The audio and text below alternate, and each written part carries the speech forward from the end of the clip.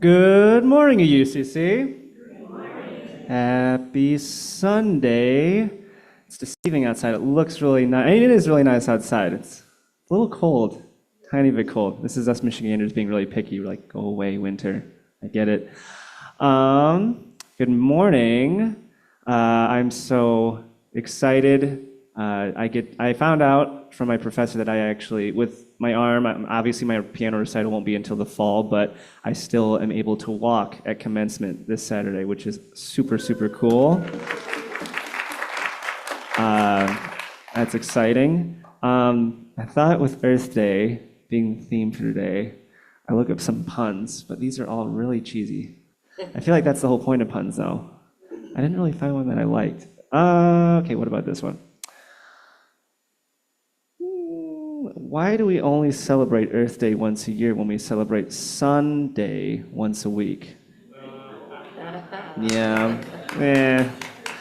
give that like a 6 out of 10. 6. Joel liked it. Joel's approval.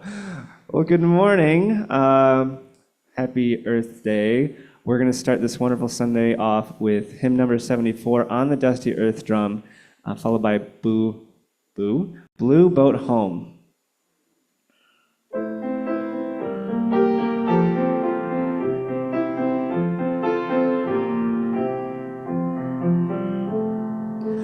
On the dusty earth drum beats the falling rain.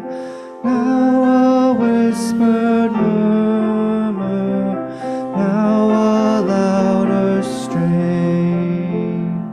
Slender silvery drumsticks on an ancient drum. Now be the mellow music bidding life to come. Chords of life awaken on an aimless spring. Rise and fall triumphant over everything. Slender silvery drumsticks beat the long tattoo. God the great musician calling life anew.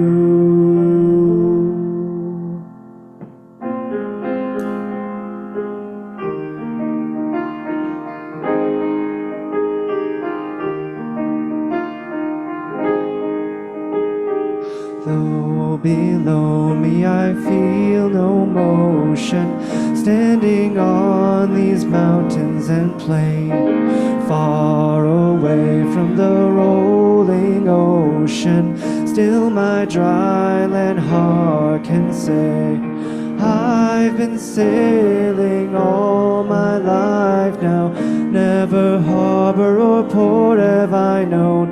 The wide universe is the ocean I travel, and the earth is my blue boat home.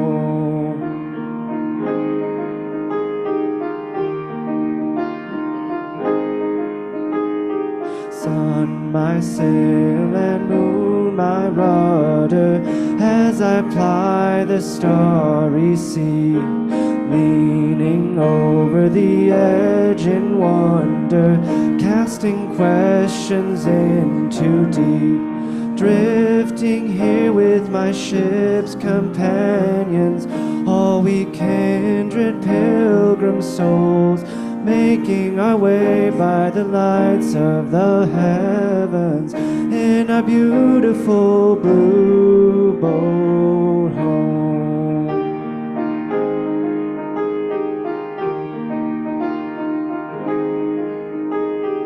I give thanks to the waves upholding me, hail the great winds urging me on, breathe the infinite sea before me, sing the sky my sailor's song. I was born upon the fathoms, never harbor or port have I known. The wide universe is the ocean I travel, and the earth is my blue boat home.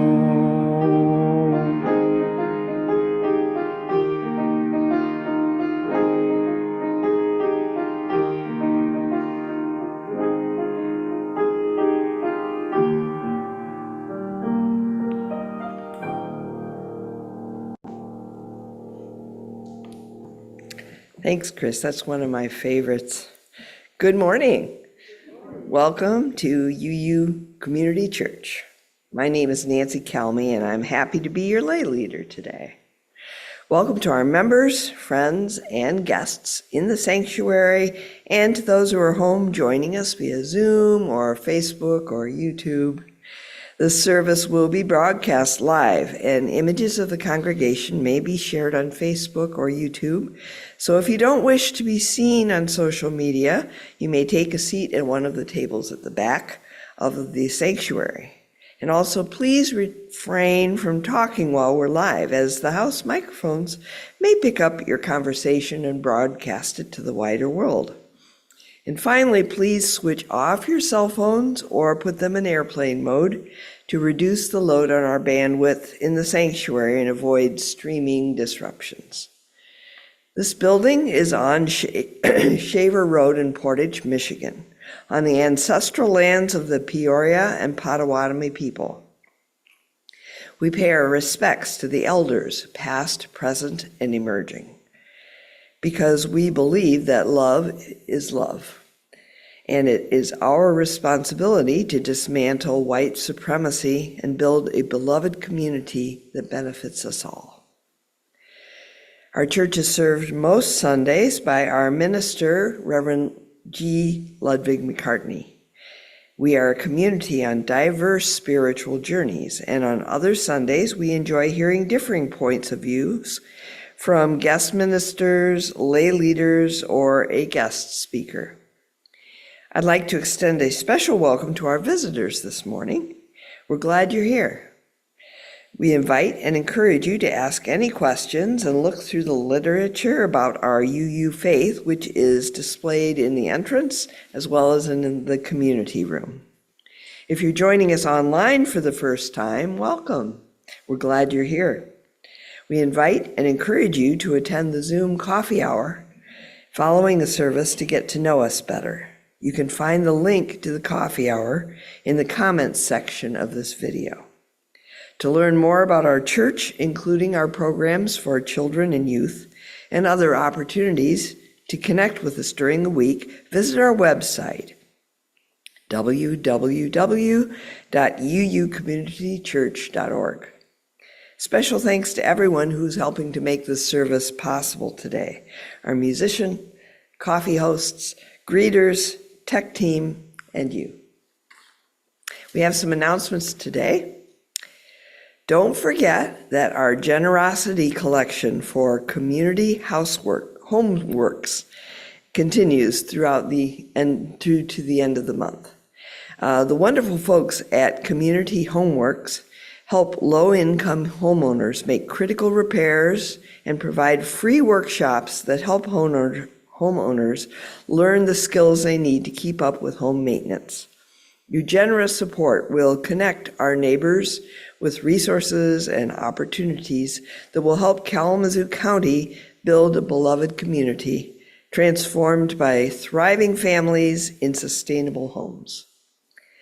There are several ways to give. If you want your offerings to go to this recipient, you can place a check made out to UUCC with Generosity Sunday in the memo line, and put that in the offering basket anytime in April, or you can mail your check to our building.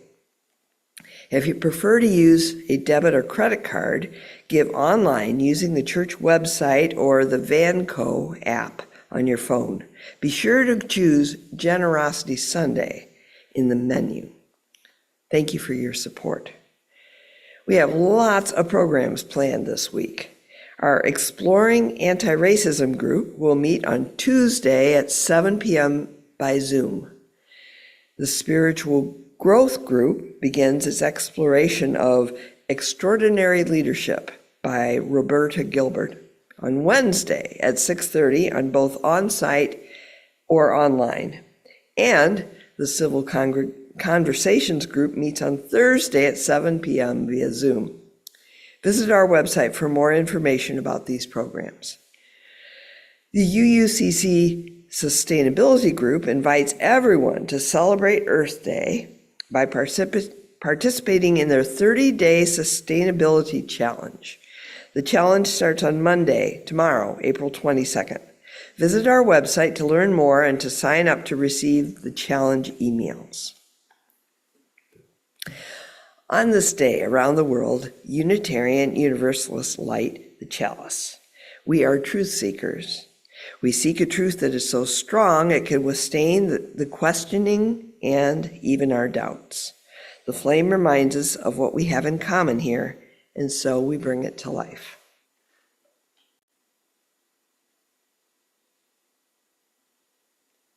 In the light of truth and the warmth of love, we gather to seek, to sustain, and to share.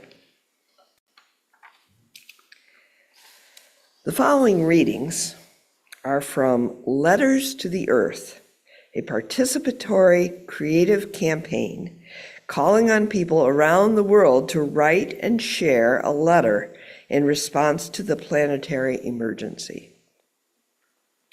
The first letter is from 12-year-old Ruthvika. Dear Mother Earth, each day I wake up, I hear birds chirping, the sun shining on me, and the trees dancing. You are my second mother. You gave me a house to live in. You gave me a family to live with. You let me explore nature. You gave me life, and most important of all, you make the world a beautiful place to live in. I hope you can forgive me for staying silent so long. With infinite love, Ruthvika. The next letter comes from Millie, age 11. Dear anyone and everyone, I don't know who you are, where you are, or even how you have come to read this, but I'm going to tell you a story. Actually, the future depends on it. I'm writing to you on a random Tuesday in the middle of the Earth's most desperate crisis. Over 55,000 trees are being cut down every minute. 3 species are going extinct every hour. And billions of people ignore the situation completely. If you think about it, it makes no sense. Right now, ice caps are melting. Wildfires are becoming more frequent, and weather patterns are becoming more and more unpredictable. The adults ignore us. They carry on even though the Earth is being destroyed. If aliens were invading the planet, blowing craters in the ground and shooting energy rays at people, we would fight back, I am assuming. That would be a direct assault on the planet, but what we are facing is an indirect assault, and we are the cause. I wish you could see what I see and understand why I have to write this letter. I shouldn't have to be doing this. I should be reading or drawing or playing with my dog. But because of the denial that adults are in, I have to act and convince them somehow.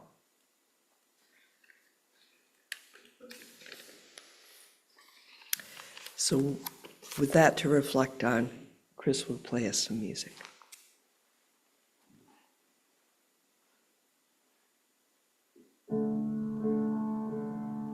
You think I'm an ignorant savage, and you've been so many places, I guess it must be so, but still I cannot see if the savage one is me.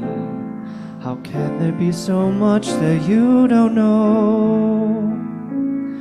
You don't know.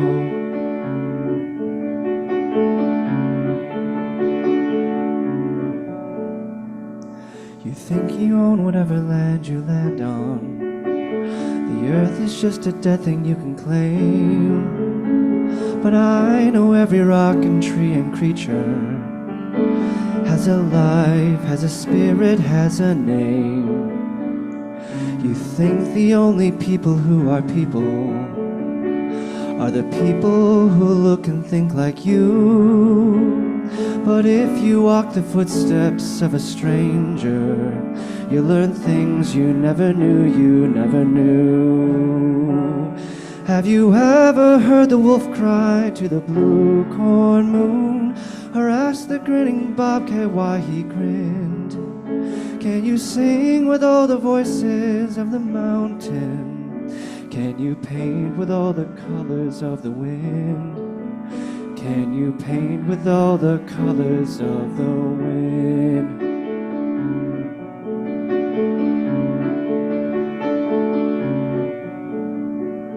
Come run the hidden pine trails of the forest. Come taste the sun-sweet berries of the earth. Come roll in all the riches all around you, and for once never wonder what they're worth. And the rainstorm on the river are my brothers. The heron and the otter are my friends. And we are all connected to each other in a circle, in a hoop that never ends. How high does a sycamore grow? If you cut it down, then you'll never know. And you'll never hear the wolf cry to the blue corn moon, for whether we are white or copper skin, we need to sing with all the voices of the mountain. We need to paint with all the colors of the wind. You can own the earth until all you'll own is earth, until you can paint with all the colors of the wind.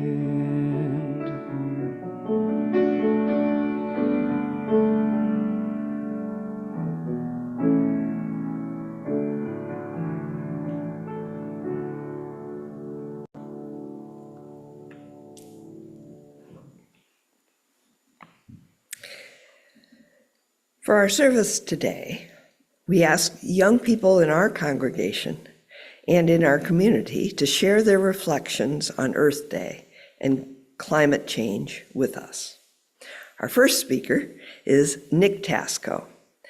Nick is a junior at Portage Central High School, and he's attended UUCC since he was a preschooler. Nick thinks of himself as a pretty average kid. When not going to school, doing homework, working at his part-time job at Barry's, or practicing for the driver's license road test, he likes to hang out with friends and watch horror movies. Come on up, Nick.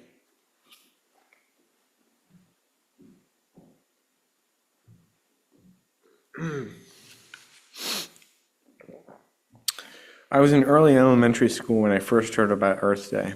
We would do coloring sheets and stuff like that to learn about it. At my high school, there are clubs focused on environmental concerns and recycling. These days, most of the Earth Day activities are for kids who are involved in clubs. I'm not part of those, but to be fair, I don't really participate in many clubs either, so they aren't really my thing. I think I was in middle school before I actually learned about climate change. It is definitely part of the earth science class that I am taking now. I learn a lot about climate change and the human effects on the planet. Next year, I will be taking an environmental science class that will probably go further in depth with these topics. The environmental clubs that I've organized, the environmental clubs also have organized protests outside of the school to raise awareness about climate change. There was a girl in one of my classes that told me that she was part of a group that meets with elected officials to talk about climate change and what actions the government is taking. Outside of school, I don't spend a lot of time talking about climate change. To be honest, it's a pretty depressing topic. Sometimes we poke fun at the pointless actions corporations and the government seem to be taking it to combat it. I've learned about the impacts of climate change at my school, but it really hit home for this winter when there was less of an inch of snow on the ground. The weather is mainly how climate change is impacting me, but I know that I'm one of the fortunate ones. There are people around this world who have way more war situations, clearly.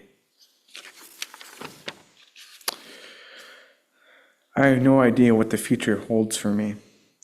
If I had a random guess of what my life would be like in 2080, when I'm the same age as all of you are now, no offense, based on what I know, I imagine I'll be living in a retirement home somewhere strapped to VR goggles, seeing serene green forests around me while the real life Earth is a barren, dry, lifeless desert. Everyone I know is a little afraid of what the future holds. I know there are actions that we can take and things that we can do, but there is so much uncertainty. There is so much things that we need to be done for change. There are so many people, quite a few in our government, who deny or ignore what is happening because it makes them a lot of money. It is hard to know what to do.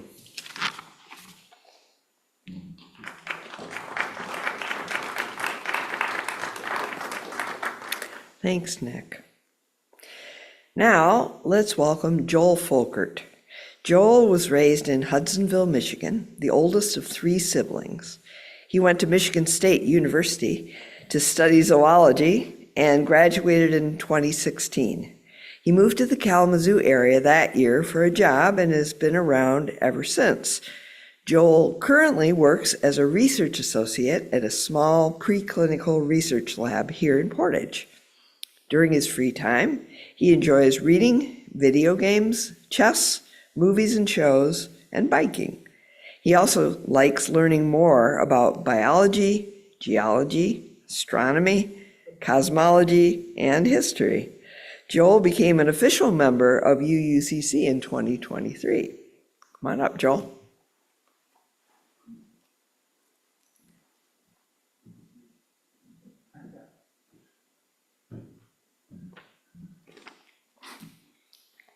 All right. Hello, everyone. And first, I wanted to say thanks to Nick for sharing his perspective. I think it's very understandable to feel such anxiety and even hopelessness when confronted with the many challenges related to climate change. Myself, I remember being in middle school when I first became aware of it.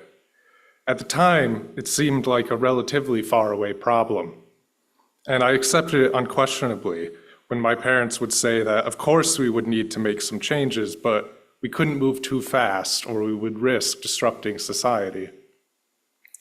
Years passed, and slowly my attitude curdled into anger and disappointment as I watched vast numbers of people dismiss the experience of anthropogenic climate change entirely, and as I watched politicians continue to do almost nothing to meaningfully change our energy sources or our emissions. And also as it became clear that my parents' words were just there to placate me as they continued to vote for these same politicians that ensured that people would not change. For the better part of a decade, and until very recently, I felt quite hopeless about the subject. I would wonder how many years it would be until things started falling apart. I would wonder what I was working towards in the future if it all seemed so bleak. But my thinking has changed in some ways, and today I'd like to talk a little bit about why that is. And for this, while the main topic at hand is climate change, first I do need to take a moment to talk about how we get news in our world today. We live in the information age, and while the incredible technology at our fingertips has a lot of potential, it also brings with us some new problems. I would imagine that some of the people in this room could speak to how much has changed in the past few decades, and especially in how we get our information, how we're now constantly bombarded by different news and different stories from all directions. There are dozens of major outlets, countless minor outlets, and countless more independent influencers on social media, all competing for our attention. They need clicks, they need ad revenue, they need page visits, and to do that, they need to get our attention via every headline and attention-grabbing headline possible. Awkward sentence. The result I have found is an endless race to the bottom, where every last bad thing, every negative story, everything that elicits anger and disappointment and self-righteousness is pushed to the front as much as possible. It's very easy to get caught in a feedback loop of negativity, to end up a burnt-out husk of anxiety, sure that the world is on the fast track to apocalypse in every subject available. How do we deal with this? Well, for myself, the only way to win has been not to play. I've given myself permission to take a step back from the 24/7 barrage of information and slowly build up my knowledge from more direct sources. After all, if one really cares about a subject, this is surely a better use of my time anyway, right? And when I turned my attention to climate change, I was in some cases surprised by what I found. Now, I don't want to sugarcoat things here. Climate change will be the preeminent issue faced by humanity in the 21st century, and a great many people will face terrible hardships because of it. And I certainly don't want to minimize the worries that anyone might very reasonably have on the subject. But in my humble opinion, all is not lost. The future is not hopeless. There are many passionate people out there today working hard to make progress on the issue. And we have had positive achievements in the past couple of decades. And on that note, turning to figures, I had 3 figures prepared for you all, but because of the slides, we had to cut them up. So if we want to move on, we will see the primary part of figure 1. Yes, from the latest IPCC climate report. That one. Thank you.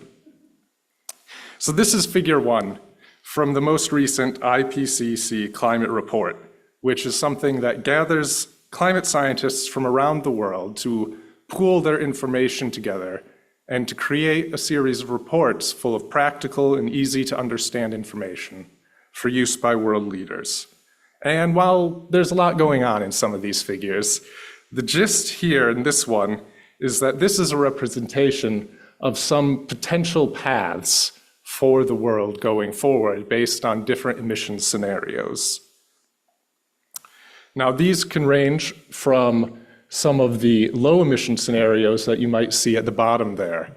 And these are representations of immediate, large-scale reductions in emissions and change in energy consumption patterns. On the other hand, up on the top, you can see high emissions scenarios. These are the sorts of scenarios that would lead to the sorts of futures that we were warned about 20 years ago, back when you might have remembered An Inconvenient Truth or things like that. Now, a question I might have for the congregation is, based on climate data we have now, which of these scenarios do you think our current trajectory might more closely line up with? Any guesses? So it's a little bit of a trick question because our current trajectory does not perfectly match any of these. But if we move on to figure 2, the next one, you may find, sorry, this is the end of the first figure. So one more. You might find that currently we are closer to the intermediate. So closer to figure the third of the 5 different scenarios. And we aren't quite there yet. Specifically, we would need to see some significant emissions reductions after the year 2050, especially, in order to follow up with that scenario. But despite that, despite the fact that we aren't there yet, if you look here, you'll see that our current policy implementations, without future improvements, is looking to cap global CO2 emissions at somewhere in the general range of 60 gigatons of CO2 per year, which is bad. It's not good enough. But it is worth noting that this is quite a lot less than the 80 to over 100 gigaton scenarios envisioned in scenarios 4 and 5, the ones that would lead to warming in excess of 4 or even 5 degrees Celsius by the end of this century. And it suggests to me that we might be seeing warming in the vicinity of 3 degrees Celsius by the end of this century. Especially if the effects that we're already seeing act as a stimulus to expand renewable energy sources. I, for one, believe that that may reasonably be expected going forward. We can go forward again. And this is just a little bit more detail about this current trajectory. If we could go forward one more. And figure 3 here shows that both the cost and the amount of energy being produced by renewable energy over the past few decades. If you look, you'll see the yellow band on the top 3 graphs there, and that yellow band is a representation of the cost of various fossil fuels.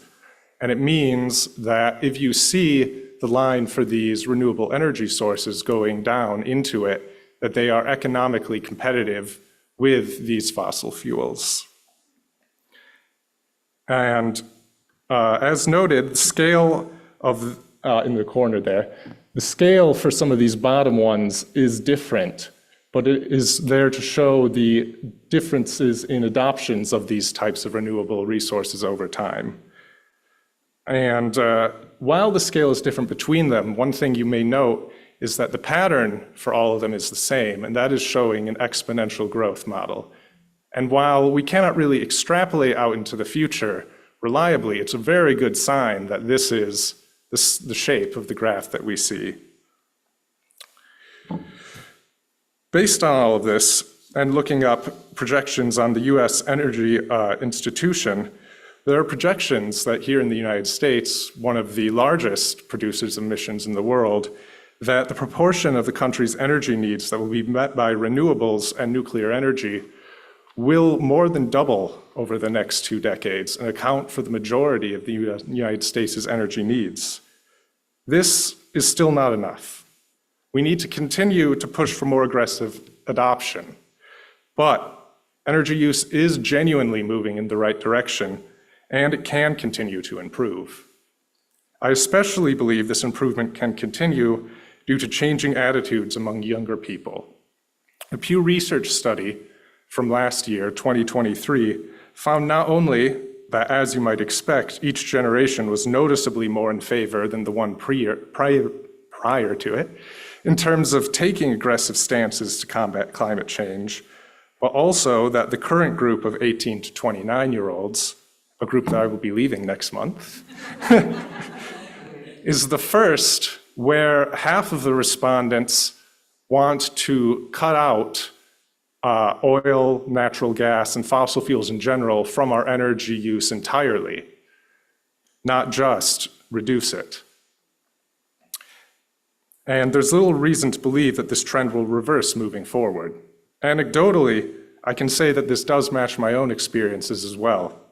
While there are many, many older people in my life who are skeptical either about the existence of climate change entirely or about the need to take drastic steps to combat it, I don't know pretty much anyone who's younger than 40 who would have strong opposition to the subject. Because for us, we know that we will be personally impacted. Maybe it's cynical, but if you can't count on people's goodwill, perhaps you can count on their own self-interest. And in order for this to happen, in order to ensure that this change does happen, we need to work to ensure that it's more than just well wishes and optimistic thinking. But at the same time, we need to have hope to motivate us. It's easy to give in to despair, to say that it's too late, and that we couldn't have changed enough anyway. But we can change, and we will change. Climate change will cause great damage, but it will not destroy us. We will reach the dream of a stable Earth. And to do that, we need to work together and ensure that our current progress is only the beginning of what we have accomplished. And to help give us ways to do that, Miriam has gotten a video for us.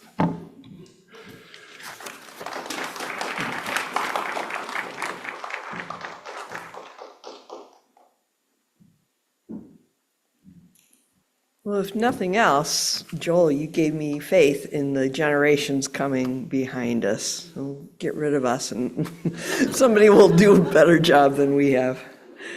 So for our final speaker today, we had arranged for a member of the Ardea Youth Climate Coalition to join us to talk about the work the organization is doing to educate and engage young people in the fight against climate change.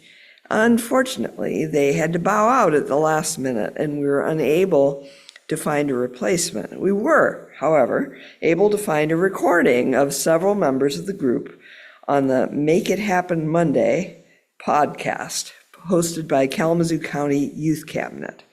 So now, through the magic of YouTube, I'm happy to present the Ardea Youth Climate Coalition. Steve, take it away.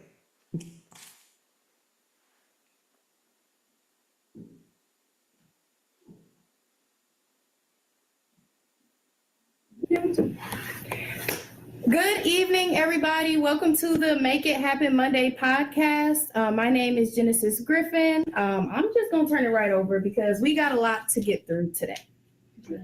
I'm Eddie Anderson, a senior at Kalamazoo Central High School. It's my first year at Ardea. I'm Elliot Spoelstra, also a senior at Kalamazoo Central, and this is my 4th year with the Ardea. I'm Maya Bresson. I'm a senior at Madawan High School. This is my 2nd year with Ardea. I'm Olivia Schenker, and I'm a senior at Kalamazoo Central, and this is my 2nd year with Ardea. I'm Angie Renault. I'm a senior at Gull Lake, and this is my 1st year with Ardea. My name is Harper Horvath. I'm a senior at Portage Central, and this is my 1st year.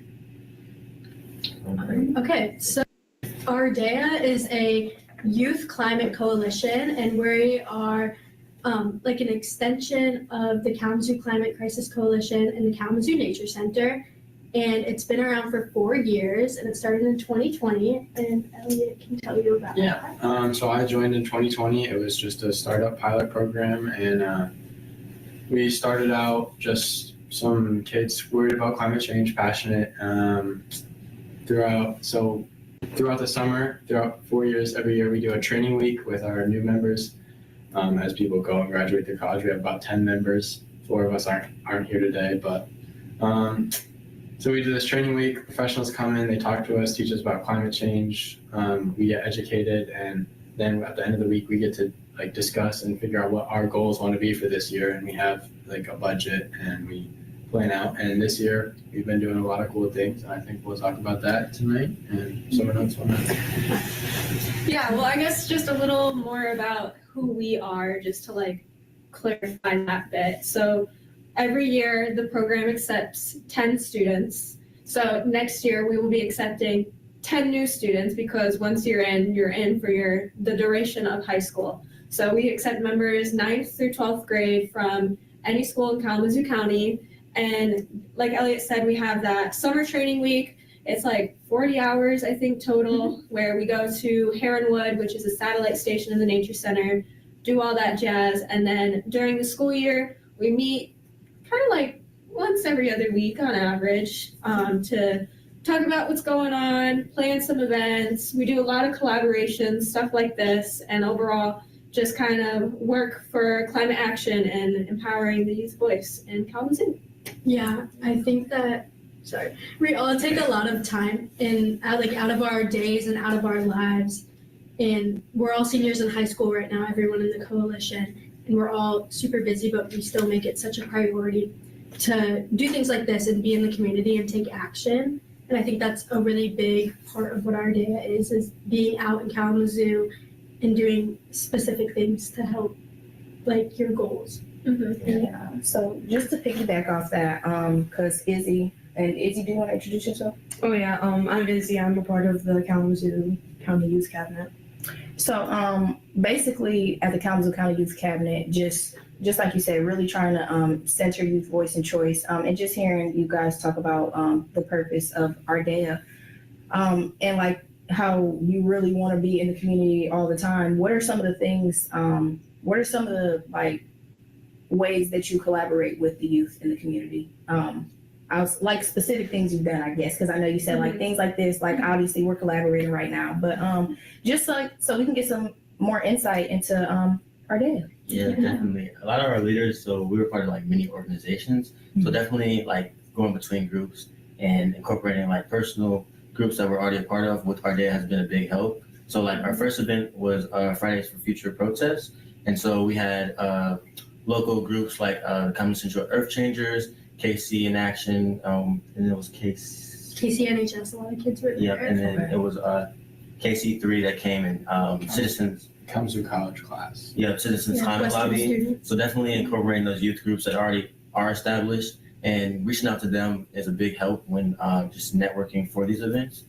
Yeah, it was a pretty big protest. We had about 100 people. Yeah, it was Yeah, I like think that 120, estimate- 130. Yeah, that was the estimate. So it was a pretty good turnout. I think overall, like, we're high school students, so of course we try to engage high school students a lot, but I feel like we recognize that overall, like youth in general, high school, younger, and slightly older than us college kids, we don't really have that much of a platform to like talk about these things and like work for solid actions in our community, right? So that's kind of what we hope to do is to kind of like bridge that gap a little bit, because we do have a lot of connections with like the adult organizations. So like Kalamazoo Climate Crisis Coalition was mentioned, the Nature Center, the Kalamazoo Citizens Climate Lobby. So, I mean, those are all things that students are welcome to be a part of, but right now they're just not. So we kind of worked as a go-between between those groups that are already doing a lot and the greater youth population and kind of And like merging those together. in past years, we've done things like work directly in like a Kalamazoo public schools, like elementary school, and we did kind of like this like little small program where we would go in like once a month and talk and teach about the really basic things behind climate change and like why it's happening and what's happening. And this year specifically, I think that we've gotten like a lot more attention from other youth groups in the area. Like especially we did an event called Powerpalooza to help pass a climate change bill in Michigan, and that was on Western's campus, and I feel like we interacted a lot with youth there. And I think our presence in the community has really grown, and that with that has grown like our youth presence at a lot of the things we do. Yeah. So something I'm wondering, so for me, like what would you all tell somebody, or how do you get the youth interested to be committed for so long? Like Yeah.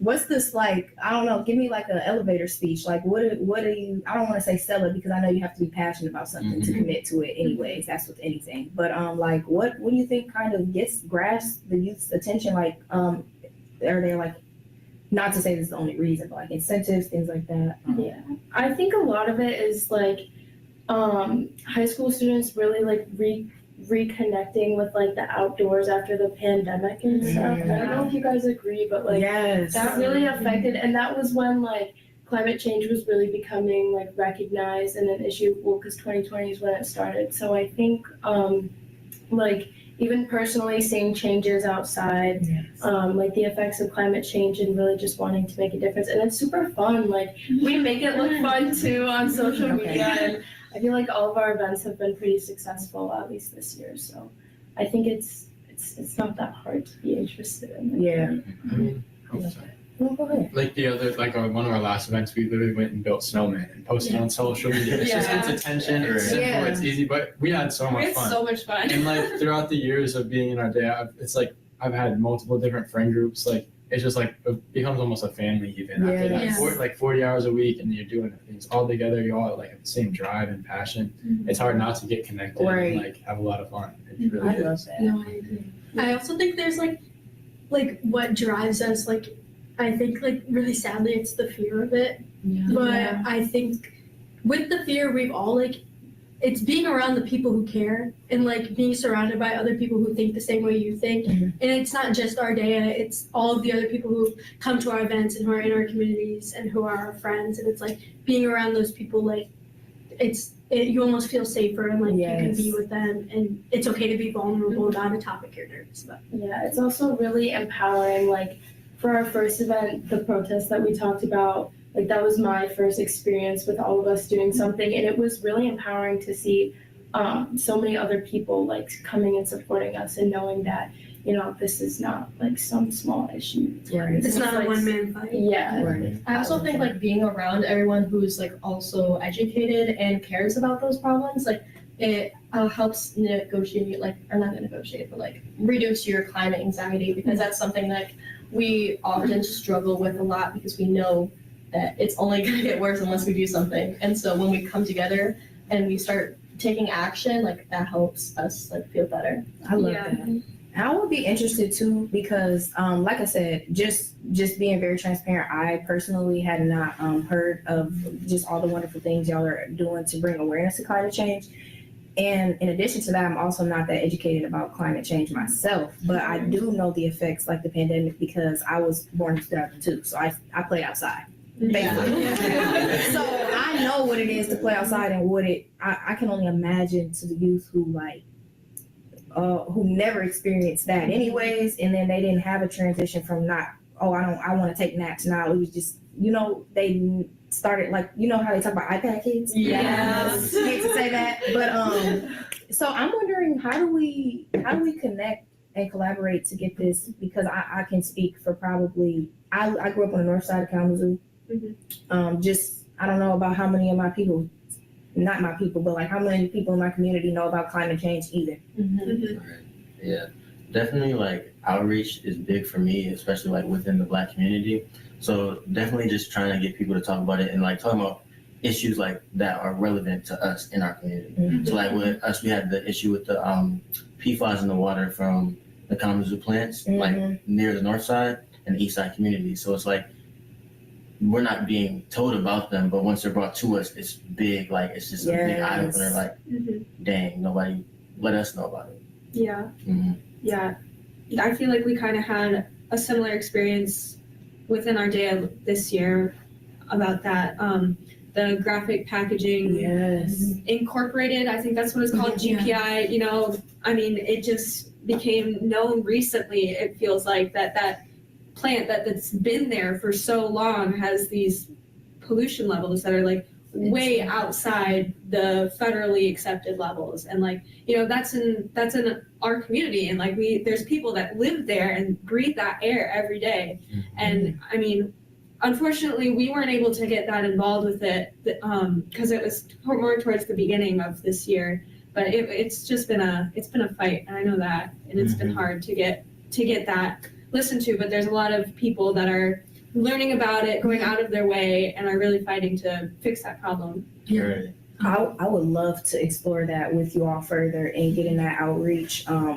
Just speaking from the Kid Network standpoint, a lot of our youth serving organizations are on the north and east side. There's no after-school programs on the west side, and barely any on the south side. So, but I feel like there's, and just not to segue, but there's like extra layers that like contribute to like the not focus of climate control. And so I think that makes it extremely more vital why we have to incorporate that into those spaces. So we definitely got to follow up on that. Definitely.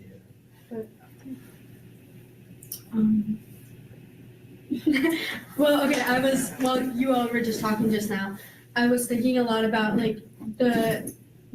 Ardea isn't just about like climate action, it's also about climate justice and education. And there's so many levels to like what we do and why we do it. And I think that we all have really different things that like lie within us about our passion for climate change. And something like I think about a lot and I'm really passionate about is like food systems and like the disproportional like amount of people that live in food deserts, especially in Michigan and in Kalamazoo and on the north side. And I just think there's like so much to talk about there and so many underlying things that people don't think about and don't even recognize because of like the history of Kalamazoo and the really significant redlining. Yeah, that's something that we also talk about a lot when we do things like this. It's just the intersectionality of climate change. Like every issue that exists pretty much can be tied back to climate change. So that's something that we really try to push because, I mean, already our school systems don't really address the issue, but when they do, they present the science, which that's all that we get to know. But there's so much more to it. There's so many more different intricacies and problems within climate change, like the food deserts. That's a really big one that Olivia was talking about. So something else that Ardea is really big on, and we do a lot during our training week, is we call it finding your why, or like your personal storytelling. So like, what is it that makes you passionate about this? Why do you care? And for most of us, it ties back into either one, an outdoor place that we had visited frequently when we were young, and two, some type of issue that we faced in our community. And that's a lot of what we're seeing, especially in Kalamazoo today with food deserts and with limited access to green space and all of those things just kind of tying together. So I feel like in our work, that's a lot of what we try to do. We try to bring out the intersectionality, and we also try to encourage people to find their why and find their personal climate story.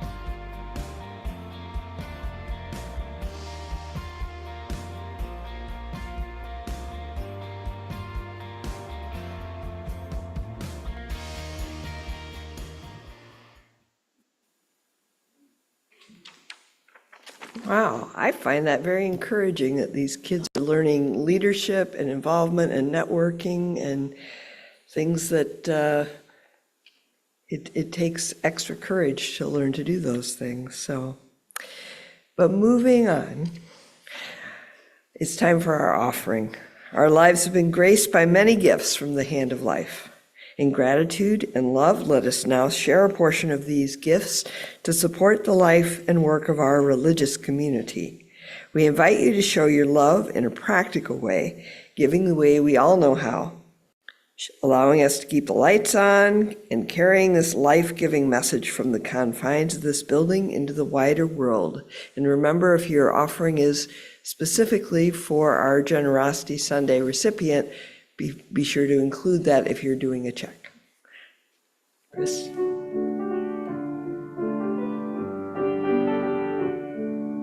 Born a poor young country boy Mother Nature's son.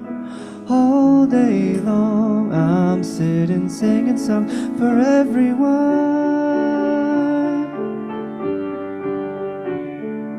Sit beside a mountain stream, see her waters rise. Listen to the pretty sound of music as she flies. Do do do do do do do do do do do. Find me in my field of grass, Mother Nature's son. Swaying daisies sing a lazy song beneath the sun. Do do do do do do do do do.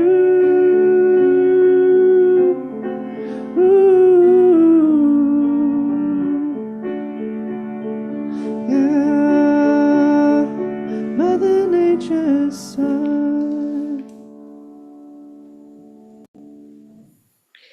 As we extinguish the chalice, let's remember to keep the flame awake and alive in our souls, and let the light of the chalice bind us together, showing us the way. We extinguish this flame, but not the light of truth, the warmth of community, or the fire of commitment. These we carry in our hearts until we are together again.